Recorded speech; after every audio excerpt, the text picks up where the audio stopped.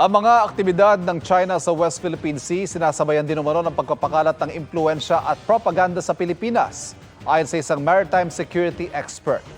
At kabilang daw sa mga pinapasok nila ang sektor ng edukasyon. Nakatutok si Von Aquino.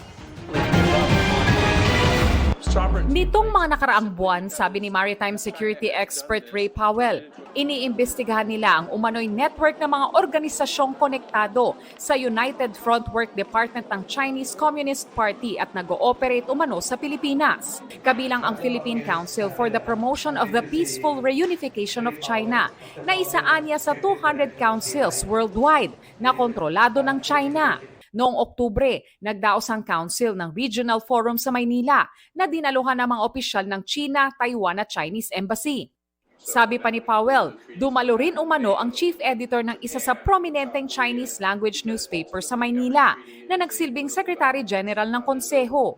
The editor of one of Manila's oldest Chinese language news outlets is also the leader of its most important CCP-linked council is not an accident, because the Mandarin press has been one of Beijing's most important conquests here in the Philippines. Sabi ni Powell, target din umano ng Chinese Communist Party ang mga Chinese schools sa Pilipinas. Napag-alaman nilang ipinatawag ni Chinese Ambassador Jing Quan ang mga executive ng 8 Mandarin language outlets sa Maynila. Telling them to cooperate closely with the embassy and, quote, carry forward patriotism and love for the homeland.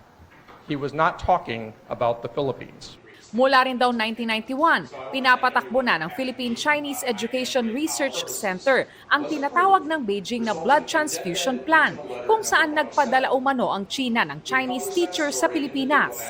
Ang chairman din daw ng center na ito ang pumirma sa isang sulat sa Department of Education na humihiling sa mga public school na sumali sa essay contest kaugnay sa World War II anniversary na ayon kay Powell ay tila kumikiling sa China. Encouraging Filipino children to frame Japan as an enemy and write about the spirit of joint resistance.